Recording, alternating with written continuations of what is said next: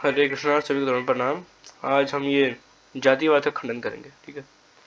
तो वर्ण व्यवस्था, ये पूरा पीडीएफ हमें ढूंढ कर निकाला है, ठीक है। तो ये पढ़ते हैं। अब ये मनुस्मृति का 2.169 देखिए क्या कहता है। जन्म से सभी शूद्र तथा द्विज बनना, श्रुति के अनुसार, ठीक है। ये अर्थात परम जन्म माता से दूसरा जन्म योग्य पवित्र से ये समय होता है, ठीक है। ये हो गया अर्थात ये वाला मनुस्मृति 2.172, ठीक है। ये जो भी लिखा हुआ है, शूद्रेण ही समस्तावत् यावत् वेदेन जायते, अर्थात जब तक कोई वेद अध्ययन नहीं करता तब तक वह शूद्र के समान है, चाहे वह किसी भी कुल में उत्पन्न हुआ हो। एक अन्य स्मृति में यह भी में भी मनुस्मृति की बात को दर्शा रखा है, ठीक है। शंख स्मृति, इसका अर्थ है, पढ़ते हैं, आप देख सकते हैं 1.6 to 1.8, अर्थात ब्राह्मण, क्षत्रिय और वैश्य द्विज कहे गए हैं। उपनयन के बाद दूसरा जन्म बताया गया है। उपनयन से होने वाले जन्म में आचार्य पिता तथा सावित्री गायत्री माता कही गई है। बुद्धिमानों के द्वारा सभी जन्म में शूद्र के समान ही समझे जाते हैं, परंतु जब वेदाध्ययन से उनका दूसरा जन्म होता है तो उन्हें द्विज जानना चाहिए, ठीक है। तो ये आप देख सकते हैं, पढ़िए। धर्म सूत्र के अनुसार ये वही है, चातुर्वर्णा वाला, चत्वारो वर्णा। तो ये है वशिष्ठ धर्म सूत्र 2.1 to 2.4, अर्थात 4 वर्ण ब्राह्मण, क्षत्रिय, वैश्य और शूद्र है। 3 वर्ण ब्राह्मण, क्षत्रिय और वैश्य को द्विज कहा जाता है। उनका पहला जन्म उनकी मां से होता है। गुरु से योग पवित्र धारण करके उनका दूसरा जन्म होता है। इस ब्रह्म जन्म, दूसरा जन्म में सावित्री उनकी माता तथा गुरु पिता कहे गए हैं, ठीक है। शिक्षा को पिता कहते हैं क्योंकि वे वेद की शिक्षा देते हैं। गुरु को पिता कहा जाता है एक तरह से, तो यहाँ पे कर्मणा कहा जाता है, ठीक है। और अभी ये तो हमारे पास बहुत रेफरेंसेस हैं आगे, इसके अंदर काफ़ी है। आई थिंक ये पेज 70 पेज का है पूरा, ठीक है। इससे ज़्यादा ही आई थिंक। अब यहाँ से पढ़ते हैं, ठीक है। कॉमन सेंस से अगर हम वर्ण व्यवस्था समझे, ठीक है।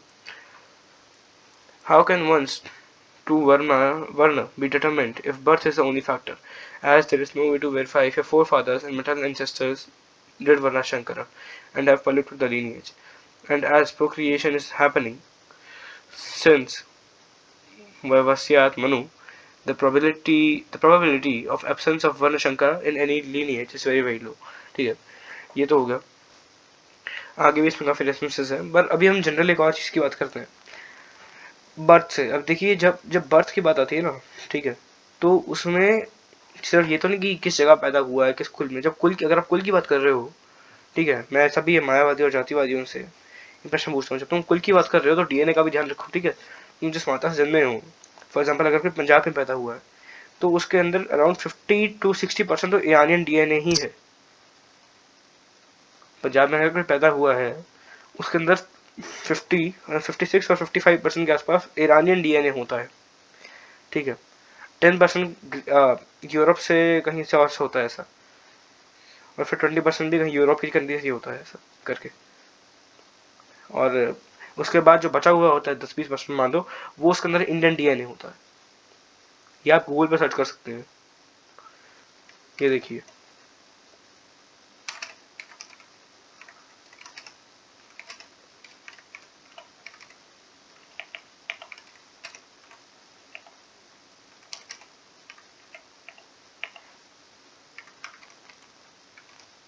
ठीक है, अगर पंजाब में पैदा हुआ है, पंजाब का एग्जाम्पल लिया था हमने पहले भी, ठीक है।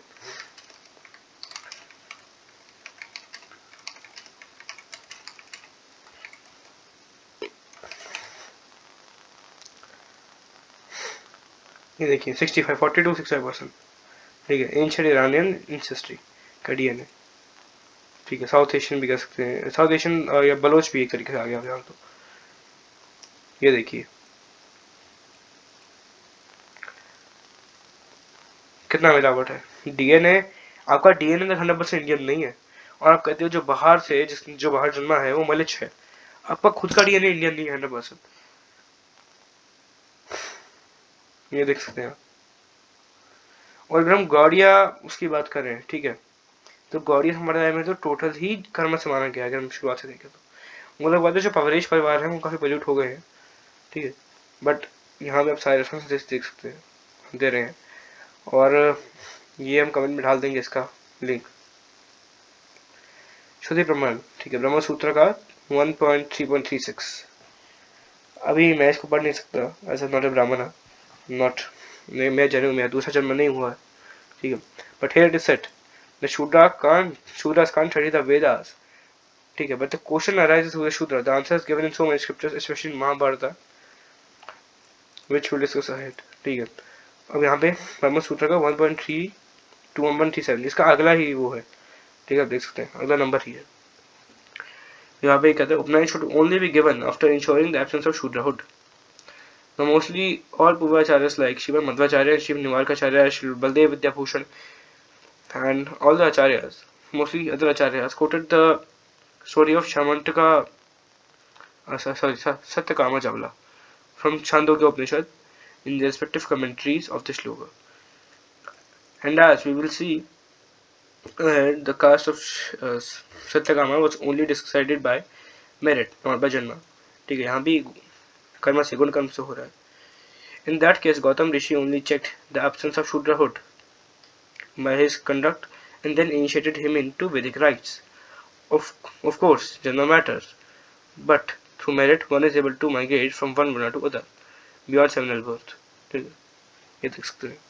अब तुम्हारे बाप दादा ने क्या कर्म किया हो, क्या नहीं किया हो, तुम्हें क्या पता, क्या पता तुम्हारा जो परदादा हो, ठीक है, उसने कितने खून किए हो, क्या पता वो, क्या पता उसने गौ मांस तक खाया हो, तुम्हें क्या पता, तुम बस पैदा हो गया तुमने छोड़ दिया, नहीं ठीक है ठीक है। मुझे बता दो कितने ही ऐसे तुमको मिलेंगे आज, ठीक है, अगर 1000 फैमिलीज है उसमें से मुश्किल से 10 फैमिलीज भी नहीं होंगी आज के टाइम में जिनके पूरे लिनिएज प्योर है, ठीक है, अगर ब्राह्मण की बात करें तो। कलयुग में पहली बात तो ये आइडिया ही पूरा मतलब प्रॉपर ऐसा पूरा नॉनसेंस आइडिया है, नहीं जन्म से होता है कर्म वाला, ये वो क्या नॉनसेंस है, ठीक है। और ये बहुत सारे एविडेंस है, इनमें से हम एक को पढ़ लेते हैं यहाँ पे।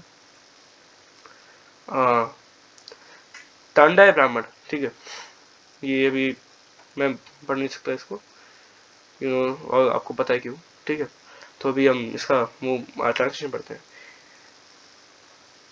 वैश्य की समृद्धि पशुओं इत्यादि के पालन रक्षण के से है, ठीक है। अभी आगे यहाँ पे स्त्री पुरुषों के लिए निर्धारित कर्म है, ठीक है, सब दिखा रखा है। अभी यहाँ पे आपको मिल जाएगा मनुस्मृति का मिल जाएगा परमात्मा, यह मनुस्मृति का 1.91, ठीक है, अर्थात परमात्मा ने वेदों में शूद्र वर्ण ग्रहण करने वाले स्त्री पुरुषों के लिए एक ही कर्म निर्धारित किया है, वह यह है कि इन्हीं 4 वर्णों के व्यक्तियों के यहाँ सेवा श्रम का कार्य करके उनका जीवन करना, क्योंकि अशिक्षित व्यक्ति शूद्र होता है, वह सेवा या श्रम का कार्य ही कर सकता है, अतः उसके लिए एक निर्धारित कर्म है, ठीक है। तो मतलब जो अशिक्षित है, जिसका जो मतलब जो अशिक्षित है उसको ही शूद्र बोल रखा है। यहाँ पे वर्ण पतन भी दे रखा है कि कैसे आपका वर्ण पतन हो, मतलब आप नीचे गिर सकते हो। तो हाँ राइट, ये देखिए अब एक काम करते हैं, स्टेट चेंज कर देते हैं, अगर इनको इतना शौक है, मेरे को पता है क्योंकि मायावती टांग अड़ाते हैं हर चीज में। लेट्स सपोज उत्तर प्रदेश,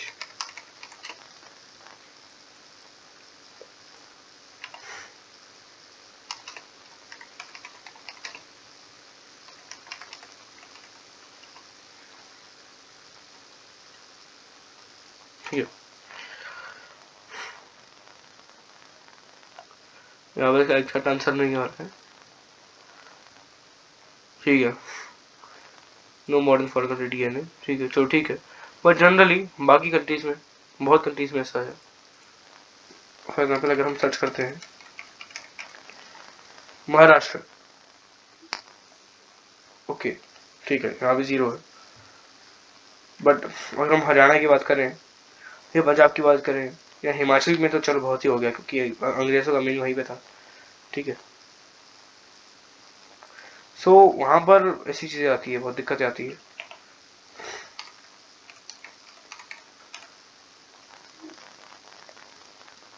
ये देखिए,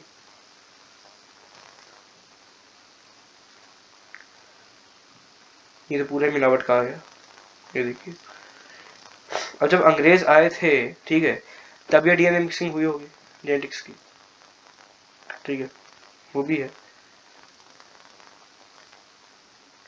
शास्त्र से प्रमाण दिखा दिया, और कॉमन सेंस भी यहाँ पे हम यूज कर सकते हैं। अब वो लोग आते हैं अद्वैतियों के अंदर लॉजिक्स, मतलब वो अप्लाई नहीं करते हैं, ट्रांसजेंडरली कोई लॉजिक यूज नहीं करते। वो कहते हैं we should follow the scripture blindly. ठीक है, और ये तो हम सबको पता है, मेन तो वही है, जन्म जाते शूद्र। अब गौड़ीय संप्रदाय जब हम आते हैं तो चैतन्य चरणामृत अंत 4166 से, ठीक है, 4168, नीचे जाति ना है कृष्णा भजना अयोग्य। ठीक है, सत कुला विप्रा ना है भजने योग्य। A person born in a low family is not unfit for rendering devotional service to Lord Krishna, nor does he become unqualified for devotional service but merely by born in by being taking birth in a low family or in aristocratic family of brahmanas। देख सकते हैं, मतलब कि अगर कोई ऐसा कोई qualified नहीं बन जाता, ये खुद कह रहे हैं कि चैतन्य चेतावत में ऐसा लिखा है, अगर कोई ब्राह्मण बन जाए सतकुला, ठीक है, फिर ना है बचने योग्य। कोई सिर्फ ब्राह्मण फैमिली में ऐसा जन्म लेने से कोई ऐसा क्वालिफाई नहीं हो जाता भगवान को सर्व करने के लिए। अब यहाँ पर, ठीक है, यहाँ पे एक और श्लोक है, ये भजे सही बड़ा भक्ता ही न छारा कृष्णा भजने नहीं जीता कुल विचारा। One who engages in devotional service is exalted, while a non-devotee is always fallen and content. Therefore, in the practice of devotional service to the Lord, considerations of caste and family lineage hold no value। देख सकते हैं, तो क्या कहेंगे ये लोग?